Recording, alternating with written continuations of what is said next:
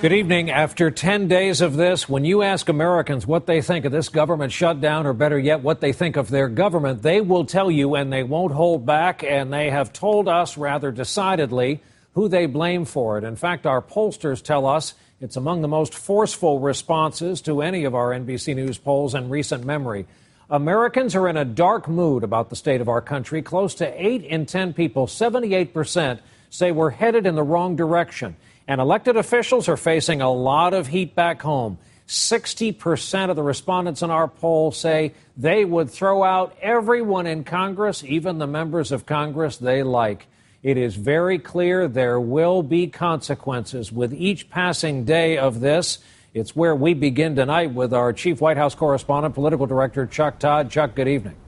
Good evening, Brian. Well, the president met with House Republican leaders for an hour tonight.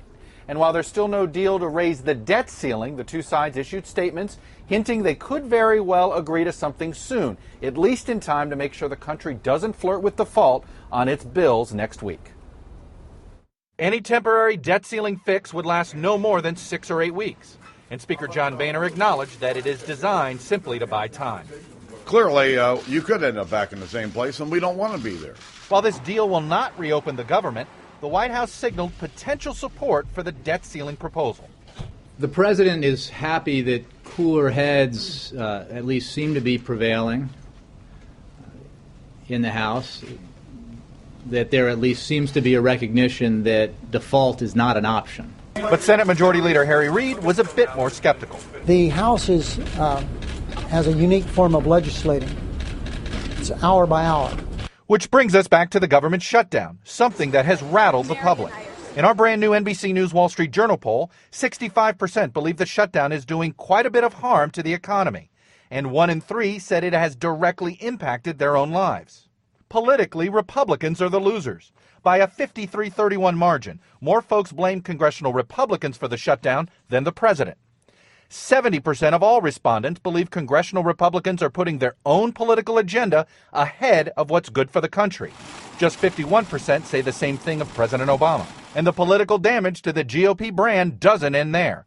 53% have a negative view of the party in this survey, the worst rating for Republicans in this poll's nearly 25-year history. And that's given Democrats a boost. They now lead the GOP by 8 points on the question of which party should control Congress, their largest lead since 2009. This swift and resounding public response to the shutdown even shocked our pollsters. These were jaw-dropping numbers. You see this once or twice in a lifetime. Once again, the only deal being talked about tonight is a temporary one to raise the debt ceiling, but there's still no agreement on that, and there is nothing, Brian, being talked about on reopening the government anytime soon, and of course, that's what the public has been responding to, shutdown, not debt ceiling. Chuck Todd on the White House lawn for us tonight. Powerful numbers from our poll. Chuck, thanks. And to show you how closely this is being watched, based on the news earlier today of just the hint of movement on the debt and the budget, Wall Street went up as a result. The Dow jumped up 323 points, NASDAQ up almost 83, S&P up 36.